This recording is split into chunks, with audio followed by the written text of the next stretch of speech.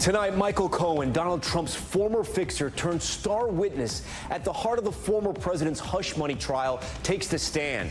His testimony cutting right into the core of the case. Cohen describing the Trump-approved agreement to reimburse him for the payment to Stormy Daniels. The secret audio recording between Trump and Cohen. Will a jury find Cohen credible after he was found guilty for lying under oath? A former executive assistant DA from Manhattan joins Top Story to break down the blockbuster day. Also breaking tonight, bridge detonation and explosion rocking the port of Baltimore as crews carried out a controlled demolition on a section of the Francis Scott Key Bridge that has been sitting on top of the Dali cargo ship for months. Sections of the bridge falling into the water. What's next for the lengthy operation to open that critical port? Hollywood actor Steve Buscemi punched in the face in broad daylight.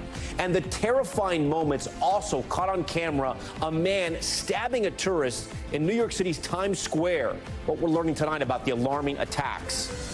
Prince Harry and Meghan Markle in trouble over their charity. The state of California ordering the couple's Archewell Foundation to stop raising or spending money. The reason behind the shocking decision. Making millions in bug smuggling. An expert with the Museum of Natural History detained after being caught with more than 1,000 scorpions and spiders. The disturbing finding sure to make your skin crawl. Plus, finding her voice, AI giving one woman a new lease on life after a surgery left her vocally impaired. Tonight, you'll hear her voice replicated through new technology, restoring hope when she thought all was lost.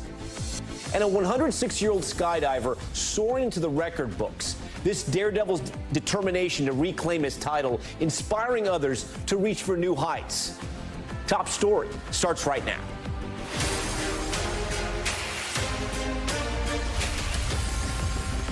And good evening. Just take care of it. That was the most repeated line from Michael Cohen describing former President Trump when he was informed about Stormy Daniels' story. Trump's former fixer taking the stand in the former president's hush money case. His highly anticipated testimony pivotal to the prosecution as he facilitated the payments to Daniels.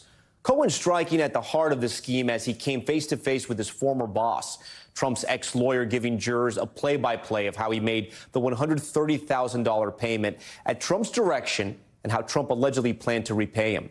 But for years, Cohen was by Trump's side, defending him, once saying he would even take a bullet for him. I'm obviously very loyal and very dedicated to Mr. Trump. I think he's going to be not just a good president, I think he's going to be a great president. Cohen striking a much different tone as their relationship turned sour right after the election, and Cohen wasn't invited to Washington. The very first things I said, Donald Trump is a liar, he's a cheat, and he's a con man. A big question is if a jury will believe Cohen, who served 3 years in prison for a slew of crimes, including for campaign finance violations. He has a documented history of lying, even under oath. He withheld information from Congress and Special Counsel Mueller's office during the investigation into Russian election interference in 2016. He also admitted to lying to a judge who oversaw his own guilty plea. So how much will his web of lies impact the prosecutor's case? We asked that question to a former executive assistant DA from Manhattan in just a moment. But first, NBC's Laura Jarrett starts us off tonight. Tonight, a highly anticipated courtroom showdown. Prosecutor star witness Michael Cohen, former President Trump's self-described fixer turned fierce critic, telling the jury Mr. Trump directed him to pay off an adult film actress days before the 2016 election to protect his campaign. Michael Cohen, a liar. Everything required Mr. Trump's sign-off, Cohen told the jury, testifying Mr. Trump was furious in 2016 when he learned Stormy Daniels was still trying to sell her story of sex with the former president, telling Cohen, "I thought you had this under control."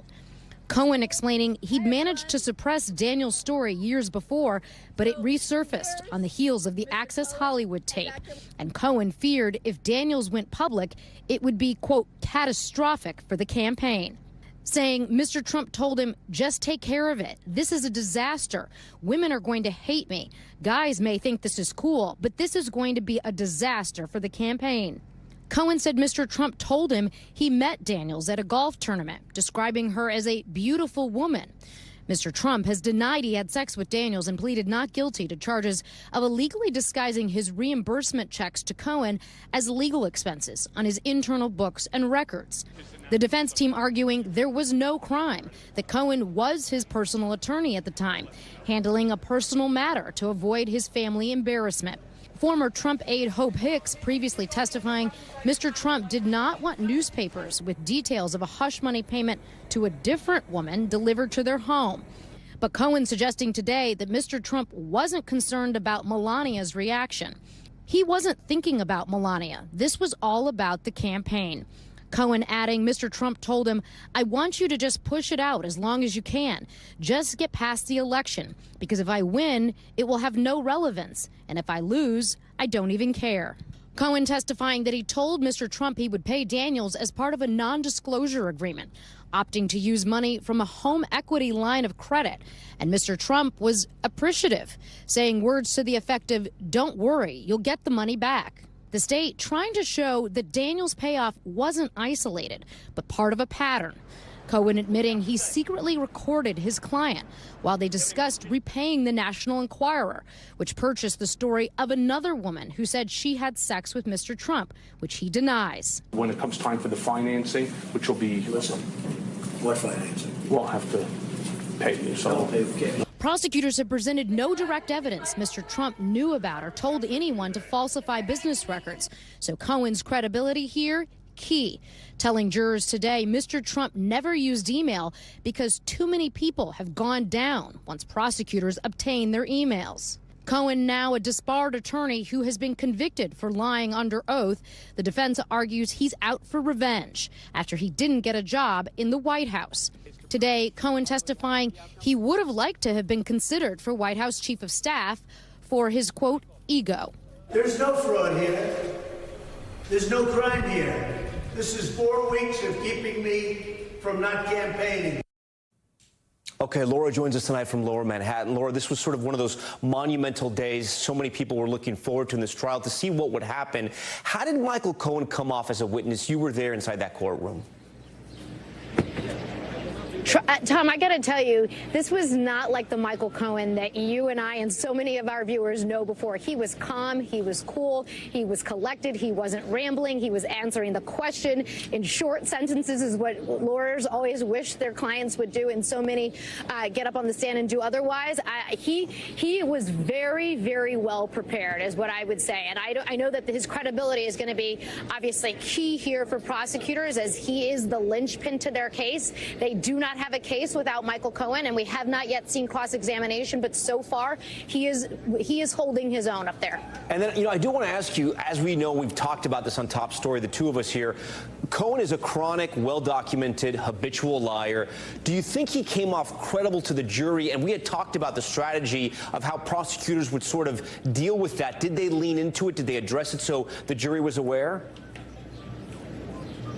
They didn't beat the jury over the head with it, Tom, but they did sort of preempt certain lines of defense questioning that are likely to come up on cross. It's a classic tactic so that the jury hears it out of the mouth of the prosecutor and the witness for the first time, instead of hearing it out of the mouth of the defense. So we didn't go all the way through, obviously, all of Cohen's prior convictions and to like that, but we did hear, for instance, the idea that he was mad that he didn't get a job in the White House, that his ego was bruised over it, and that he thought that he had been passed over. But instead of hearing it from the defense, again, we got to hear it from Cohen today, which I think sort of helps him in front of the jury and helps him sort of ingratiate himself a little bit. But there are tough, real credibility issues for him that he is going to face in a brutal cross-examination to come. And then how much more are we going to hear from Cohen? How much longer do we know if he's on the stand? A lot. A lot. He's got a lot to say. They're still walking him through. They've gotten through the part where he actually makes the payoff to Daniels. And really no one disputes that he made the payoff. The question is how it gets documented on the books of the Trump organization. And he's going to start walking the jury through that, I would expect, tomorrow. We sort of dipped our toe in it today, where he talked about meeting with both the former president and his longtime CFO, Alan Weisselberg, who the jury is not going to hear from in this trial, and talked about meeting with them and how they were all sort of working out the repayment plan. And now I expect we're going to hear a little bit more about how exactly this was all documented, which is really the heart of the prosecution's case, Tom. Okay, Laura Jarrett for us outside that courthouse. Laura, we thank you. For more on Michael Cohen's first day on the witness stand, we are joined tonight by Adam Kaufman. He's a former executive assistant district attorney for the Manhattan DA's office. While working there, he supervised all white-collar and corruption investigations and conducted numerous investigations into international financial crimes. Adam, thank you so much for joining Top Story tonight. I guess the first question is easy. Do you think, based on what you've heard so far in the Michael Cohen testimony, the prosecutors have proved without a reasonable doubt that Donald Trump knew exactly what was being written down in his books and he committed that crime? So I think that they went a long way today with Michael Cohen. The issue they have is that, you know, you come down to this is a very technical crime. It's about the entries in these records. It's not about catch and kill. It's not about Stormy Daniels. It's not about Karen McDougal. It's about what's documented here. And I think that the jury can draw an inference that Donald Trump knew about this, that he engaged in this with Michael Cohen. But there's still room for a doubt. Is it legally proof beyond a reasonable doubt? I think a jury could come to that conclusion. But there's still some problems with the case. Who made those entries? Weisselberg is a huge piece of this, and it looks like he's not being called. Alan Weisselberg, right? The bookkeeper, the accountant, the person who knew all about all this, the person who was in contact with Michael Cohen. So why aren't we hearing from him? It's a mystery to me. Weisselberg is at the heart of this. He's the one who's directing how these entries are going to be made. And I think that really leaves an opening for the defense attorneys on their summations, on their closing arguments, to ask where he was, why he wasn't there. It's a problem for the case. And I think the prosecutors are hoping that Michael Cohen, with his testimony about how Trump micromanaged and how he knew everything and all of these other situations, that he must have known. But it's a hole at the center of the case. But we talk about micromanaging, but at the same time, he was now president of the United States, right? So you have the conversations going on, but he's also trying to run the free world. Sure. Yes, he signs the checks, but even if he was a micromanager, you're saying the quote-unquote smoking gun has not been revealed yet. I don't think there's been a smoking gun yet. There's been a lot of buildup around Cohen, and Cohen gets them to where they need to be. There's enough for the jury to convict. But to me, you still have this question of, look, Trump didn't make the entries in the Trump records. It's his personal records, the Donald Trump Trust and the Donald Trump checkbook. But who made the entries? The testimony that's come in is that the Trump employees would receive these invoices from Cohen and they would make these entries. But the person who's orchestrating that is Weisselberg, who's telling them what to do. And remind our viewers, you just need one juror to not buy this story, right? To not buy the prosecutor's case, and you lose. It's the worst thing in the world as a prosecutor, right? You've got 12 people sitting in the box.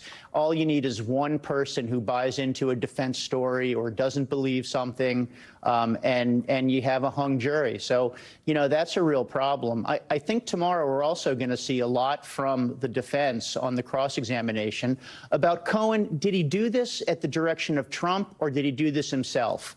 And, you know, if you think back to that tape recording, the Karen McDougal tape that Cohen surreptitiously made with Donald Trump, there are these statements on it where he says, I got this, I'm all over this.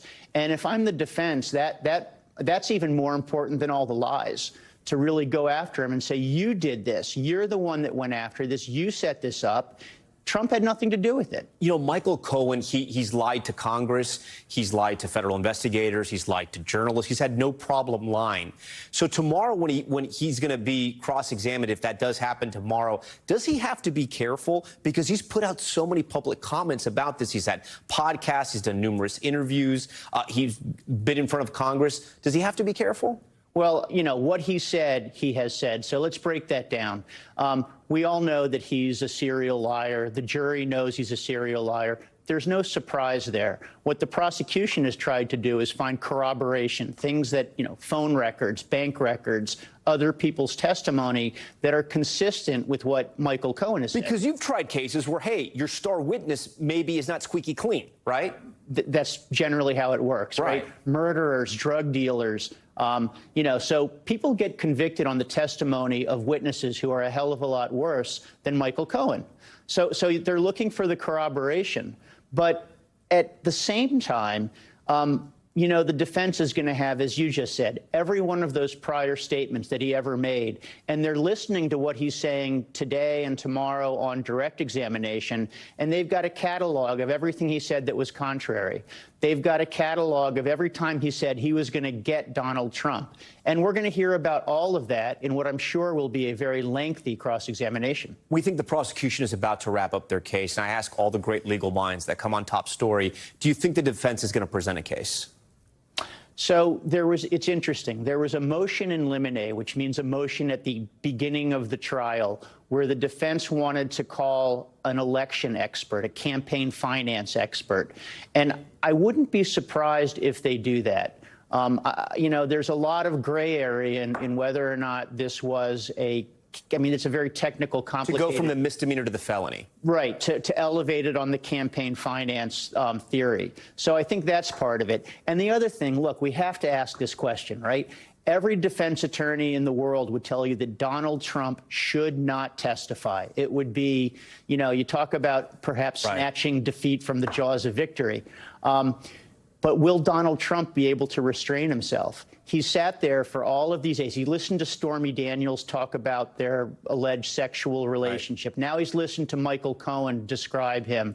He sat there through all of this. And you have to wonder whether politically, forget the legal side, politically, can Donald Trump sit there and take that and not respond? You got to think of his lawyers say, listen, we could win this case. You just got to stay off the stand. What he does in that situation. 100%. Adam Kaufman, thank you. It's been a very enlightening conversation. Next tonight to Baltimore, and a major step in the mission to clear the wreckage of the collapsed Francis Scott Key Bridge. A spectacular explosion taking place as crews conducting a controlled demolition on a section of the bridge still on top of the container ship. NBC's George Solis has that report tonight.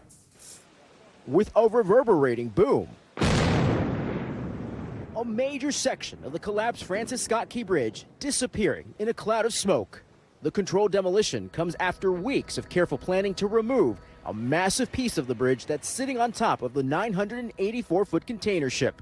Captain, did everything go according to plan? Yes, so we did the blast. The section separated, so it went according to plan. Demolition crews made small cuts into the steel, then placed small charges to ensure accuracy of the blasts. The dolly has been sitting essentially frozen in time since it lost power and rammed the bridge on March 26. New police body camera footage obtained by NBC News shows the shock of first responders that night. Like there is no bridge. 6 people were killed, all Latino immigrants who were filling potholes when the collision occurred. The body, the final victim, was found just last week. The ship's 21-member crew has remained on board and sheltered in place during the controlled explosion. Federal investigators are still looking into how and why the ship lost power. But tonight, the governor says the Port of Baltimore is close to fully reopening and vowing to rebuild. Rebuilding the Francis Scott Key Bridge is not about nostalgia. It's about necessity. This is a critical artery. The dolly will be refloated and moved back to the Port of Baltimore within a few days. Now, the goal is to fully reopen the channel by the end of the month. Tom? Incredible pictures there from that explosion. All right, George, we thank you for that. Moving back here to New York City, where police are searching for the man who punched actor Steve Buscemi in the face in a seemingly random attack in broad daylight. The actor seen left with a black eye and a swollen face. And there's also new video tonight of a separate unprovoked assault in Midtown Manhattan. A tourist stabbed on the sidewalk just steps from Times Square. NBC's Emily Keta has it all.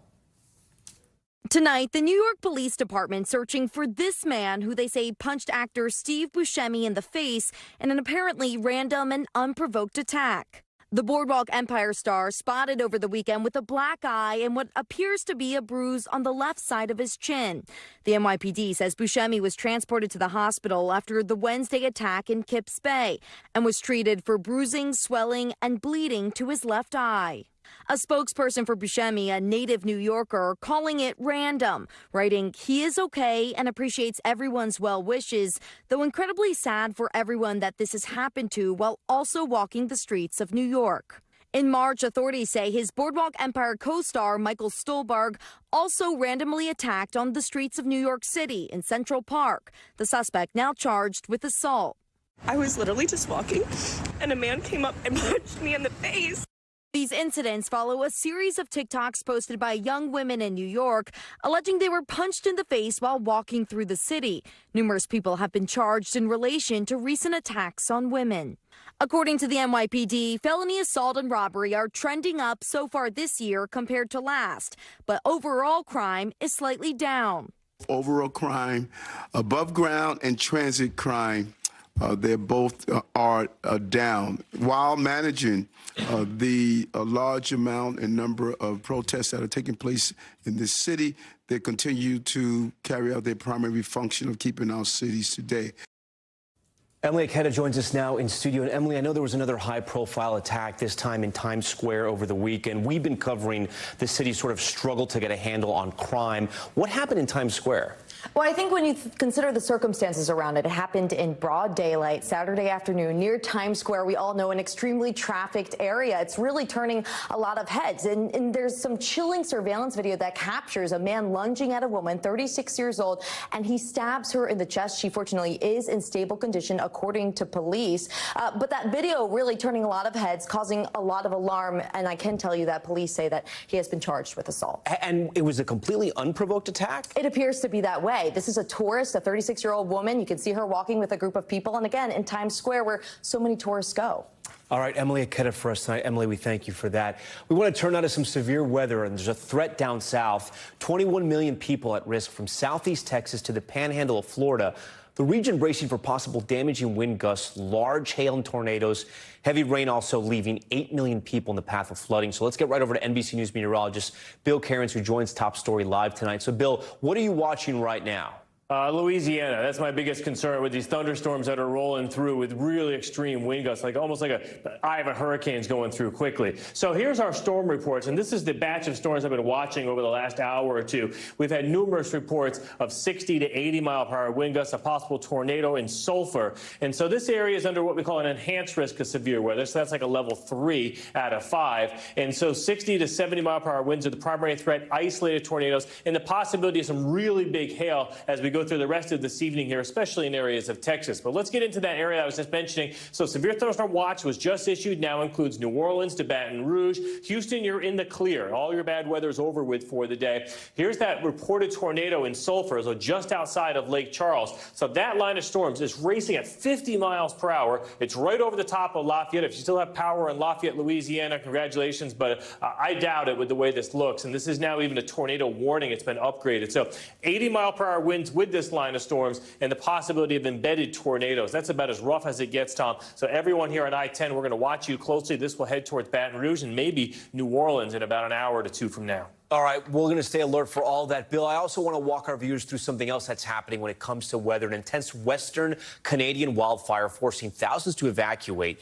Wind pushing a band of heavy smoke from that blaze down to Minneapolis, prompting air quality alerts. It seems like we might be in for another summer of dealing with conditions like this, Bill. That's why I wanted to talk to you about this. We can all remember last summer and how bad and how poor and how hazardous the air was because of those Canadian wildfires, which they just let burn. They don't put them out. So how's this fire going to impact the U.S.? Oh, what's nuts is they're called these zombie fires. So a lot of these are fires that were in the fall, then the snow went over. These fires were kind of burning underground all winter long, and now they've flared back up as soon as the warm season has returned. So let's get into to show you where the smoke is. You can see it coming down here. This is tonight into tomorrow, especially northern portions of Wisconsin and Minnesota. The air quality problems are from Minneapolis to St. James to La Crosse. This is where they're telling people, you know, if you have health concerns, that make sure you stay indoors, shut your windows, and use extra precautions. Okay, it's something else we're going to keep an eye on. All right, Bill, we thank you for that.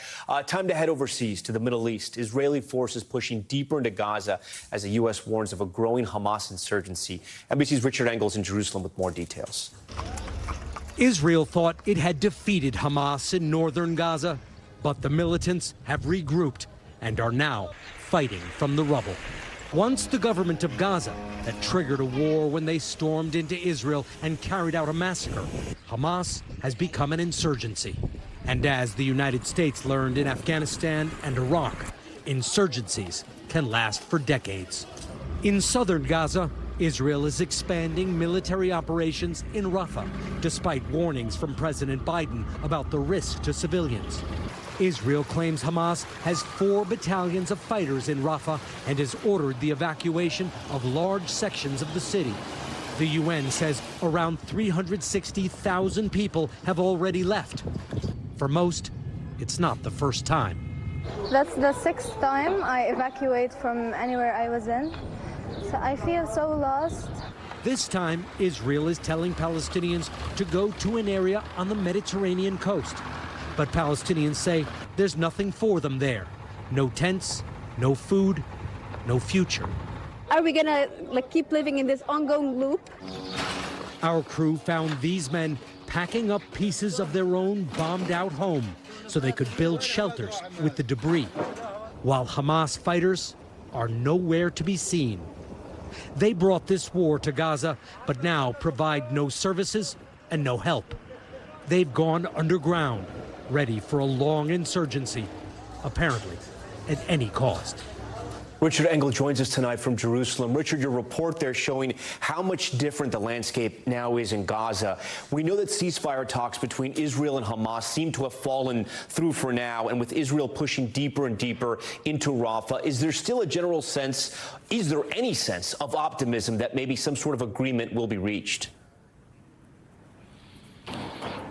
There's no optimism that I'm sensing at the moment. There was some about 2 weeks ago, even 1 week ago.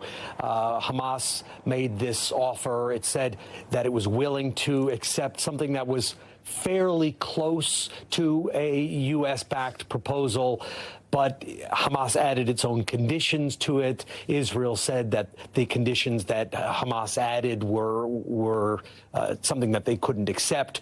And then Israel moved on to Rafah, and things have more or less fallen apart. And I think the core issue about these ceasefire talks, it's really about the future of Hamas. According to what Hamas was proposing, things would more or less reset as they were before. Hamas would let all the hostages go in exchange for Israel leaving all of the Gaza Strip, strongly implying that Hamas would remain in power in Gaza, and that is not something that the Israeli government wants. The Israeli government wants the equation to fundamentally change, for Hamas to be gone, and that is something that Hamas apparently is not willing to contemplate. And then, Richard, I also want to ask you tonight about a headline that was crossing the wires earlier today here in the States. Essentially, Hamas saying that they've lost contact with a militant group that claimed they were holding 4 Israeli hostages. Do we know anything more about the situation?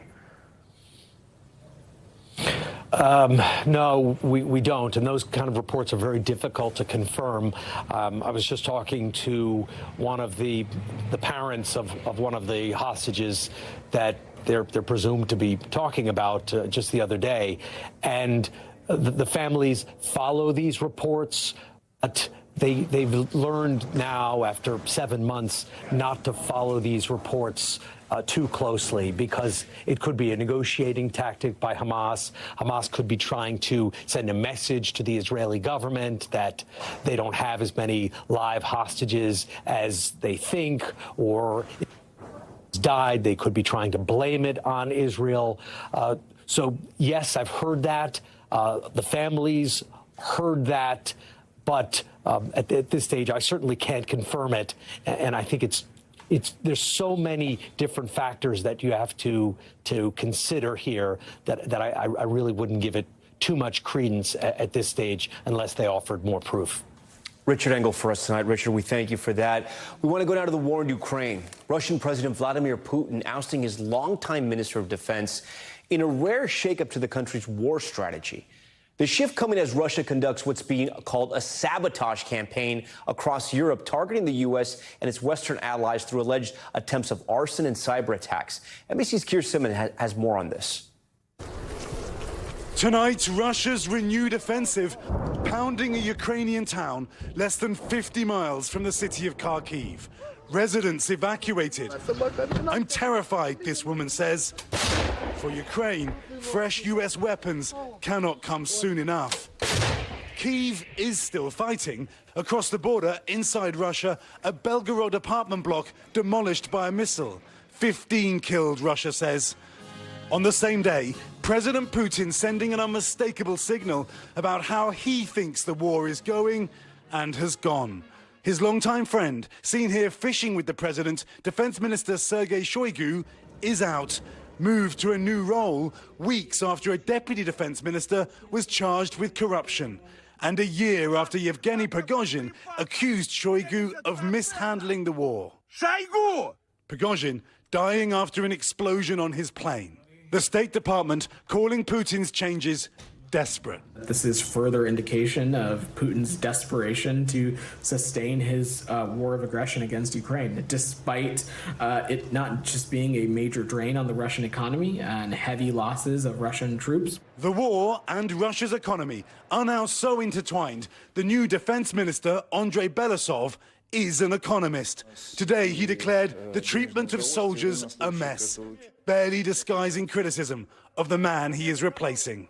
A senior European intelligence official told NBC News last year that Shoigu was part of Putin's inner circle when Russia invaded Ukraine. Tonight, Russia redrawing its battle plans, Putin preparing for a long war. Tom? Simmons for us, Kier, we thank you for that. Still ahead tonight, an update on the killing of Whitey Bulger, the infamous mob boss murdered in prison in 2018, the three men who have agreed to plead guilty in the case. Plus, a mystery involving fish, in Florida, that started to spin out of control, potentially solved the new theory for what caused that bizarre behavior. And Prince Harry and Meghan Markle making headlines for their charity, but not for the good work it's doing. Their Archewell Foundation declared delinquent in order to stop fundraising. So what's going on? We're going to explain right after this break. Stay with us. Top story just getting started on this Monday night.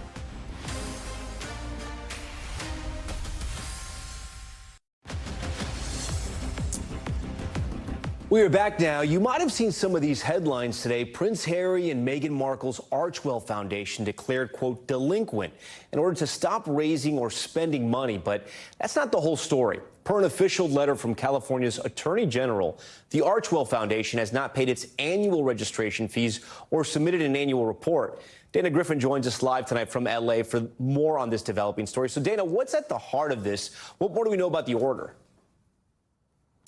Yeah, Tom. So this delinquency notice was issued May 3rd. And as you mentioned, it said that the couple failed to submit the required annual reports and those renewal fees. At least the foundation, Archewell Foundation, failed to do so. It also goes on to say that an organization that is considered delinquent is not in good standing, which means they cannot raise money. They also cannot disperse funds. And we've seen the couple recently in Nigeria touting their charitable causes and trying to bring attention to that. So this kind of comes at a really awkward time, so to speak, for this foundation. Yeah, I think people at home are going to be hearing this, and it's going to sound pretty wild that a foundation as high profile as Harry and Meghan's wouldn't make sure their registration fees were up to date. What is their camp saying about this?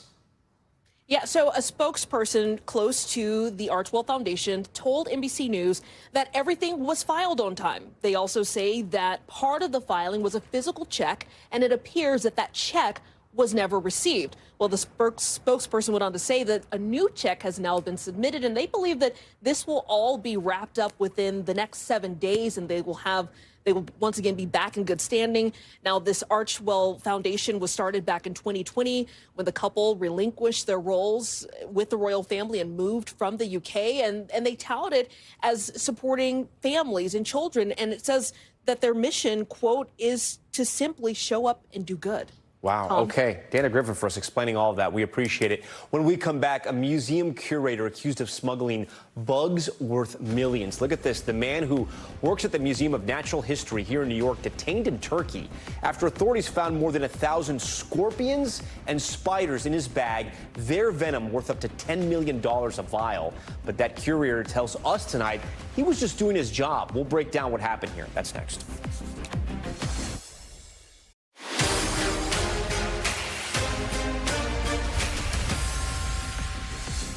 All right, welcome back now. We are back now with Top Stories newsfeed, starting with an update in the killing of infamous mob boss James Whitey Bulger. According to court records, 3 men have agreed to plead guilty to murder charges. The 89-year-old Boston gangster was serving 2 life sentences when he was beaten to death in his cell at a federal prison in West Virginia in 2018. It's unclear how much time, additional time, the men will serve. Now, an update in that baffling underwater mystery impacting fish in the Florida Keys. As we reported in March, a strange phenomenon was causing fish, including endangered sawfish, to spin out of control and wash up dead. According to a new scientific theory, natural toxins produced by algae growing on the seafloor may be causing neurological problems in certain fish species in the region. Florida lawmakers have since allocated a total of $2 million to investigate. All right, now to power and politics. Tonight, we are less than 6 months from the 2024 presidential election, and new polling shows former President Trump with an advantage in the states that will likely decide who wins this race. The New York Times reporting Trump leads in 5 key states as young and non-white voters express discontent with President Biden. The poll showing Trump leading by double digits. You see it here. That's outside the margin of error in 2 of those 5 states, while President Biden has a 2-point lead in Wisconsin. To help us analyze these numbers, let's bring in our political pros tonight. Zach Petkansas, president of Petkansas Strategies and former senior advisor to the Hillary Clinton campaign, and Republican strategist Krisha Lenzo. Zach, I'm going to start with you very simply. What is going on with the Biden campaign? Well, look, I mean, this is going to be a close election, but I worked on the Hillary Clinton campaign, as you mentioned. Yeah. And if the New York Times polls were good at predicting winners of presidential elections, we'd be at the end of Hillary Clinton's 2nd term right now, and Donald Trump wouldn't have been in office to overturn Roe v. Wade. I know we're focusing on this New York Times poll because it sounds like it's the New York Times, but what we're not focusing on is the fact that there are 30-plus other polls recently that show Joe Biden not ahead or trending upwards. At this stage in the race, when we're talking about polling, I mean, that is not what this election is going to be about. It's going to be decided about issues and the choice we have between 2 candidates. We have Joe Biden, who is running on a record of accomplishment, lowering insulin prices for seniors, and Donald Trump, who brags about overturning Roe v. Wade. Fair enough, but there's a data point here that I think has to be troubling to Democrats like yourself. 18 to 29-year-olds and Hispanic voters, right? Essentially tied. Former President Trump and Mr. Biden, those are 2 groups he won by more than 60% in 2020. That has to worry you. If we were looking at polls and we were deciding campaign by New York Times polls, then sure. But Zach, you know that's been a running theme in recent polls. Let's be honest here. That's been a running theme with younger voters and Hispanic voters. Also in this poll, black voters. Former President Trump has the highest ratings with black voters since I think the Civil Rights Act in 1964. You got to tell me that's got to be of some concern. You're going to ignore it? Look, as I said, this election is going to be close, and everybody has to get their behinds in gear and get out there to vote.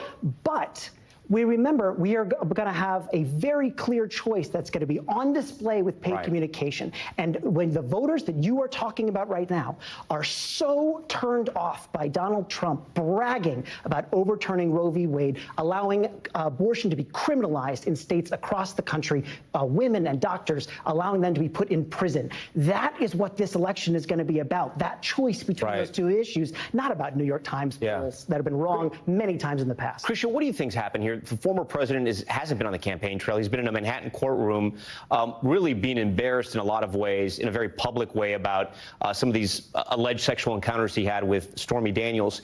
Why do you think his numbers are where they at if he hasn't been on the campaign trail? I think precisely because of the embarrassment of what's occurring in our New York legal system. The lawfare that the Democrats are promoting, they're prosecuting him and they're taking him off the trail and in trial, being held hostage day after day.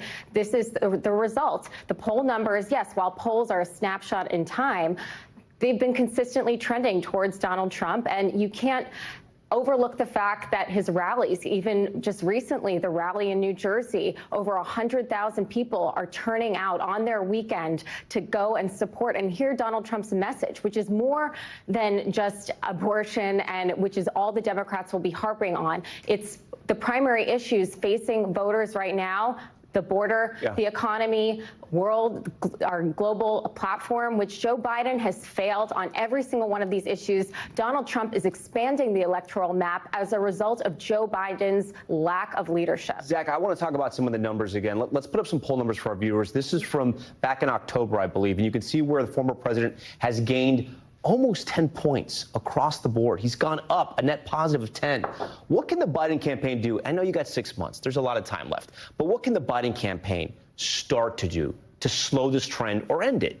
Well, I mean, again, I'm not conceding that this is the trend. I mean, you talked about where the numbers are going. The numbers are actually going in Biden's direction. If we're looking at polls, we have 30+ polls recently that are showing that that it is heading in Joe Biden's direction. But if you're talking about about what's happening in the states, I think we should look at what happened during the primaries, where people are actually voting. There's still primaries that are happening right now. I mean, the nomination is all wrapped up. But Nikki Haley last week, what was the percentage that she got in the primary contest? 20% of the primary contest, even after they know that Donald Trump is going to be the nominee. And so I think we should stop looking at polls, and we should start looking at how people are actually voting. And what we are seeing is that while Joe Biden has consolidated the Democratic Party, has a block of unified folks who are ready to go out and vote for him, Donald Trump cannot say the same thing. But Zach, is the party unified? Because when it comes to the issue of Gaza, right, if Gaza is the most important issue for you as a voter, Joe Biden loses the race, right? He loses those voters. So is the left completely united? I mean, look, the administration has taken enormous steps on this issue, including holding the Netanyahu administration accountable. While that I think is going to, as people learn more and more about the steps that they're taking, this is going to be less of a thing that folks are looking at and dividing us. But I think we should look at the things that are uniting us, and that is opposition to Donald Trump. We are 6 months away from this election, and one of the things that will unite Democrats more than anything out there is going out there to vote against Donald Trump, specifically because of Roe v. Wade. Krish, I do want to ask you, he was over the weekend campaigning in New Jersey. You mentioned Hannibal Lecter. It was somewhat of an interesting rally. What do you think former President Trump has to sort of hit upon? And he was trying to make a point there, but a lot of headlines he grabbed for mentioning Hannibal Lecter. What do you think he has to sort of hit upon in the next 6 months and stay sort of disciplined and focused on? I think he has to continue to hit upon the message, which is his policy. He has a proven track record with respect to his leadership. He's been warning about the border and the crisis we are currently facing. Every American, every state is a border state. Every American is facing problems with respect to the border. Crime is through the roof. Inflation continues to rise. And 2/3 of Americans are living paycheck to paycheck. We're all experiencing hardship. He needs to continue staying on this message, because if he doesn't, Joe Biden really is trying to get an edge with the only edge that he has, which is to keep President Trump off the campaign trail and in court. And the American people are smart. They see through this, and they recognize the authenticity that Donald Trump has when he speaks in front of the American people, that he really is, this is completely unfair. If he's convicted in this Manhattan case, do you think it hurts him? I don't think it hurts him, again, because the case is baseless. It has no base in law. And this is proven by the fact that even DA Alvin Bragg... Well, if he's convicted, it's going to have some base. Well, it'll have base to show that the judicial system is completely corrupt and run by Joe Biden and the prosecutor, who is a former top DOJ official who's leading this case. It will just, again, show that we need to clean house and start from the bottom up. Krish, Zach, we thank you so much for joining Top Story. Thank you. Time now for a check of what else is happening around the world, which means it's time for Top Story's Global Watch. We start with a deadly flash flood in northern Afghanistan. Heavy rains devastating villages, wiping away homes and livestock. Officials say at least 315 people have died and another 1,600 people were hurt. Aid groups now warning of possible damage to healthcare facilities and the area's water supply. A Chinese citizen journalist jailed while reporting on COVID-19 has finally been released, according to her supporters. At the start of 2020, Zhang Zhan covered the growing virus outbreak in Wuhan and government effort to contain it. She was arrested in May of 2020 for, quote, provoking trouble and sentenced to 4 years in prison simply for reporting what she saw. Rights groups say it's a charge often used to silence critics. Advocates say she will likely be placed under house arrest and heavily watched. And King Charles has passed on his military role to his son, Prince William. In a rare joint appearance, William named Colonel-in-Chief of the Army Air Corps, taking on a title his dad had for more than 30 years. The military handoff happening as the king undergoes chemotherapy for an undisclosed cancer. Prince William carried out his first engagement in the new role by viewing a training and getting briefed on the Army's current work. Okay, now to a smuggling scandal in Turkey involving scorpions and spiders whose venom could be worth millions. Police in Istanbul detaining a museum curator who they say tried to sneak hundreds of those bugs out of the country. But that curator who works at a popular museum right here in New York City tells us he had the proper permits and was just doing his job. Matt Bradley explains. As museum curator Lorenzo Prendini makes his way through the airport in Istanbul, inside his bags are roughly 1,500 spiders, tarantulas, and scorpions, with venom worth up to $10 million per vial. Police in civilian clothing talking to him at security before taking his bag into a back room, pulling out dozens of sealed bags and vials containing various types of scorpions, spiders, and tarantulas, endemic to Turkey. The Istanbul police say they also seized 88 bottles containing liquids and accused Prendini of trying to smuggle the specimens out of the country. But the curator, who was detained by the Istanbul police Monday and has since been released, tells NBC News the arrest was a, quote, total hit job. Writing in part in his statement, I have permits to do this work in collaboration with colleagues at a Turkish university from the relevant Turkish ministry. I presented them to the police at the airport, but they completely ignored this. The American Museum of Natural History hasn't responded to NBC's request for comment.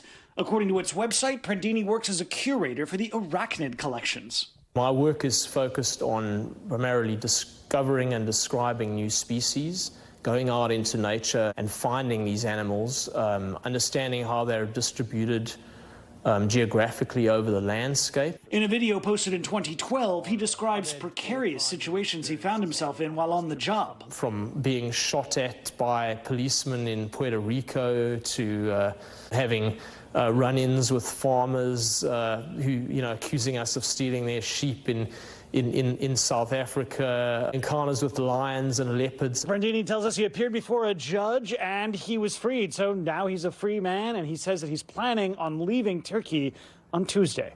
Tom? All right, Matt, we thank you for that. Coming up, artificial intelligence changing a woman's life, the technology exploding in use, replacing a voice that had been lost. You're going to want to stick around for this next story. It is incredible.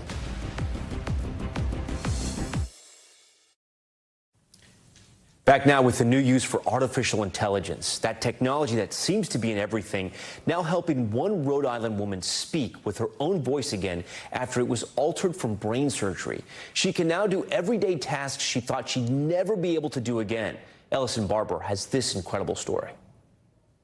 What can I get for you? This sort of thing is probably a blip in your daily life. Most of us wouldn't give the drive-thru a second thought. But for Alexis Bogan, ordering a coffee once seemed impossible. Hi, can I get a grande iced brown sugar? Now, for the first time in a long time, she can do these things again thanks to AI. It was amazing to have, like, a little pen in the back pocket that you can just pull out and have it talk for you. The 21-year-old, who used to love singing along to country music in the car, was left without a voice after doctors made a terrifying discovery last year. The Associated Press spoke to the specialist who treated her. We discovered that she had a brain tumor in the back of their brain called the posterior fossa, the size of a golf ball. It was very vascular. She had to go into urgent brain surgery. The 10-hour operation successfully removed the tumor, but it damaged the part of Alexis's brain that controls eating and voice functions. When she spoke, even Alexis didn't recognize her own voice. I thought that if I couldn't talk, I couldn't be independent. So specialists in Providence, Rhode Island, using new artificial intelligence technology, worked to create a digital clone of Bogan's voice. We were given this early access to this technology called Voice Engine, developed by OpenAI. Taking 15 seconds of audio, it can recreate someone's voice. They used an audio sample from a clip well before the surgery where she talked about cooking. You can chop up cucumbers and put this in here. Now, with just a few keystrokes on her phone, AI brings her voice to life. It feels amazing to get my voice back. And AP reporter Matt O'Brien was there as Alexis got her voice back. She kind of voiced some of her feelings about this technology and how it was bringing back a piece of our identity that she felt she had lost. AI is already expanding access for people with disabilities. Last year, we spoke with Brian Fischler. He's legally blind, but uses a virtual assistant powered by AI as a second pair of eyes. Where is the shampoo? The shampoo is located on the bottom shelf towards the left side of the picture. Having this kind of information in the palm of my hand, it's just going to changed so many things. Alexis is one of the first to get her own voice back using AI, but those who specialize in the technology hope she's not the last. The doctors that worked with Lexi are already starting to work with other people at the same hospital. A medical breakthrough helping Alexis Bogan rediscover something that always made her unique, her voice. Now I can feel my independence back because I have this technology. Ellison Barber, NBC News. We thank Ellison for that story. When we come back, a daredevil at any age. One Texas man breaking the record for oldest skydiver. So how old is he? Try 106 years young. He's broken that record before when he was just 103. Why he got back in the parachute and the high-profile companion he took along for this ride. Stay with us.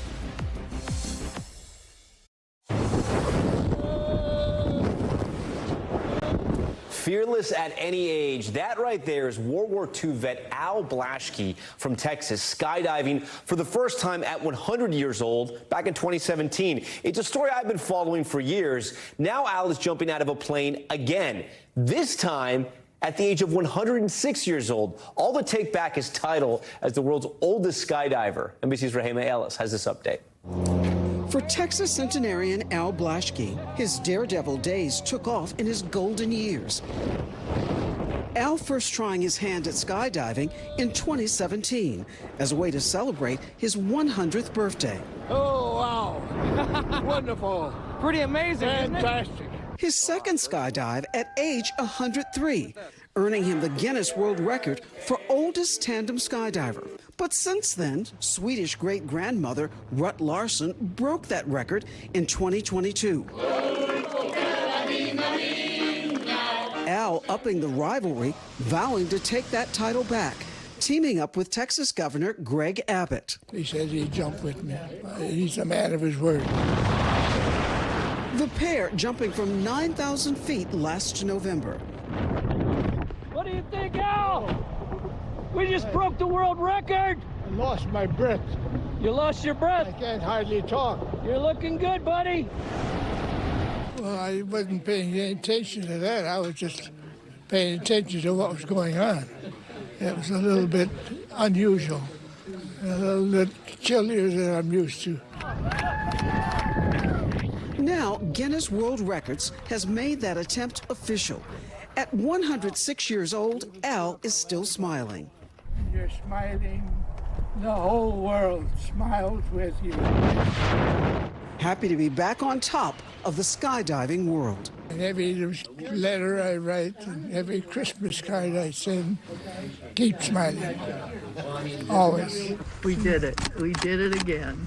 We did it again. Glad he got the record back. Thanks so much for watching Top Story. I'm Tom Llamas in New York. Stay right there. More news on the way.